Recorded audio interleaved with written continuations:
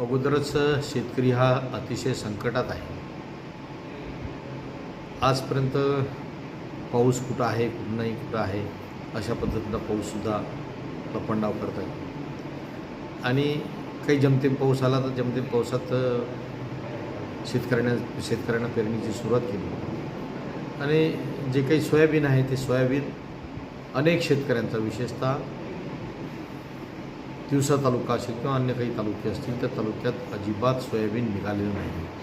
70-70, 80-80 शेतकऱ्यांच्या हजारो हेक्टरवरचं सोयाबीन उगवलं नाही. मी कालच जिल्हाधिकारी महोदय यांच्यासोबत बोलून तसं लेखी पत्रसुद्धा दिलं की ज्या ज्या कंपनीचं बियाणं निघालं नाही त्या कंपनीला दोषी ठरवून त्यांच्यावर गुन्हे तर दाखल कराच, पण शेतकऱ्यांनासुद्धा त्याची नुकसान भरपाई मिळाली पाहिजे, यासाठी मी त्यांना स्वतः पत्र लिहिलं आणि स्वतः फोनवरून सुद्धा बोललो.